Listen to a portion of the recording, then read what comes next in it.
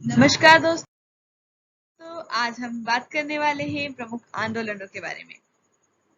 पहला हमारा आंदोलन है तेलंगाना संघर्ष। तेलंगाना संघर्ष क्या है? तो सबसे पहले देखते हैं, ये स्टार्ट होता है हमारा 1946 से और खत्म होता है 1951 तक। तेलंगाना में बेसिकली स्टार्ट हुआ था और ये जो आंदोलन था ये एक किसान आंदोलन था और आज हम वैसे किसान आंदोलनों के बारे में ही डिस्कस करेंगे।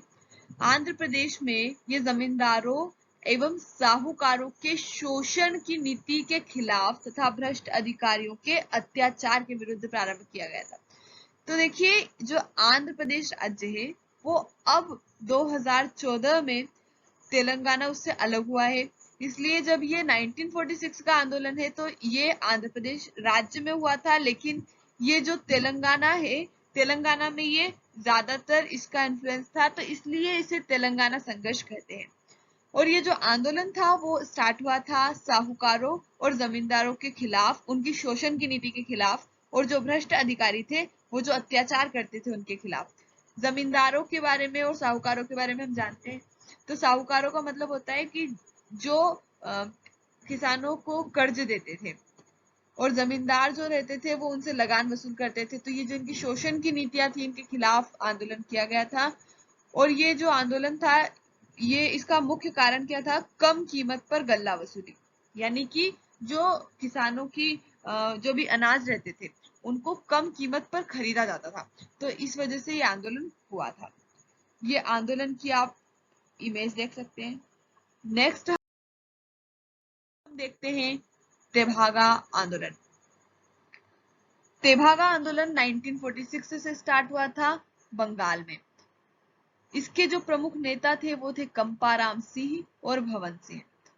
ये जो आंदोलन स्टार्ट हुआ था ये यहाँ पर हुआ था बंगाल में, क्योंकि उस समय भारत का पार्ट हुआ करता था बांग्लादेश। बांग्लादेश कब अलग हुआ था पाकिस्तान से कटकर? आप कमेंट करके हमें बताइए। ये जो आप आंदोलन की इमेज देख सकते हैं, किस तरह से लोग सड़कों पर उतर आए थे। तेभागा आंदोलन बंगाल का प्रसिद्ध किसान आंदोलन था। जैसा कि हमने कहा आज किसान आंदोलन की चर्चा कर रहे हैं, तो तेभागा आंदोलन भी एक तरह से किसान आंदोलन था। इसको जो किसान थे वो फ्लाइट कमीशन की सिफारिश पर उन्होंने दर घटाकर 1/3 करने की मांग की थी। यानी कि जो लगान वसूलते थे तो उसकी जो दर हुआ करती थी उसको 1/3 करना, यानी कि जितनी अभी ली जा रही है मान लीजिए, तो उसकी 1/3 करने के लिए इन्होंने संघर्ष किया था। यह आंदोलन जो था वो जोतदारों के विरुद्ध बटाईदारों का आंदोलन था। देखिए, जोतदार जो होते हैं वो होते हैं अमीर किसान, यानी कि जो किसानों में जो थोड़े अच्छे वेल्दी किसान रहते थे उनको जोतदार कहते हैं। तो वो जो रहते थे वो बटाईदारों से अपनी कृषि करवाते थे, और जो बटाईदार थे, ये जोतदारों के विरुद्ध आंदोलन था बटाईदारों का, क्योंकि बटाईदारों का शोषण किया जाता था जोतदारों के द्वारा, जो कि खुद भी किसान होते थे, लेकिन वो उनकी स्थिति अच्छी होती थी तो वो खुद खेती नहीं करते थे, बटाईदारों से करवाते थे। तो इस कारण इसे तेभागा आंदोलन, ये आपने देखा क्या था। नेक्स्ट हम देखते हैं स्वाध्याय परिवार आंदोलन। ये पश्चिमी राज्यों में 20वीं सदी में शुरू हुई थी। महाराष्ट्र और गुजरात में ये जो आंदोलन था ये हुआ था। पांडुरंग शास्त्री अठावले इसके प्रमुख नेता थे। ये जो थे, ये आप देख सकते हैं इनकी इमेज, बहुत ही फेमस एक बॉडी है। तो पांडुरंग शास्त्री अठावले द्वारा स्थापित ये आंदोलन, जिसका हम कहते हैं स्वाध्याय परिवार आंदोलन, ये आत्म अध्ययन, निस्वार्थ भक्ति, आध्यात्मिक, सामाजिक, आर्थिक मुक्ति, उपनिषद और भगवद गीता, ये बहुत इंपॉर्टेंट है। उपनिषद और भगवद गीता जैसे ग्रंथों के अनुप्रयोग पर जोर दिया गया था स्वाध्याय परिवार आंदोलन में। नेक्स्ट हम देखते हैं संथाल हुल विद्रोह।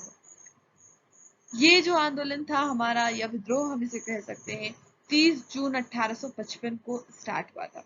झारखंड में इसका उद्गम हुआ था। आप देख सकते हैं झारखंड राज्य कहाँ है।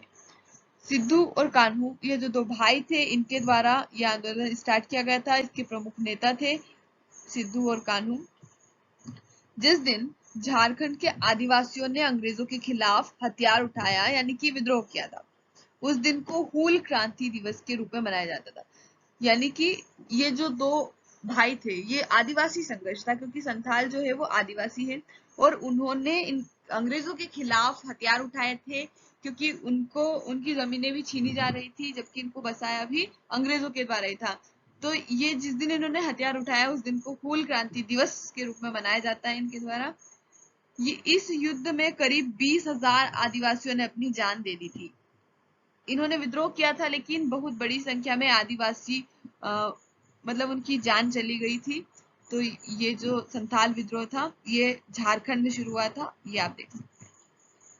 और जो मौजूदा जो संथाल परगना का इलाका है वो बंगाल प्रेसिडेंसी के अधीन पहाड़ियों एवं जंगलों से घिरा था। यहाँ पर पहाड़िया इलाका था, वहां पर पहाड़िया लोग भी रहते थे और संथाल को अंग्रेजों के द्वारा बसाया गया था, जो कि बंगाल प्रेसिडेंसी के अंतर्गत आता था।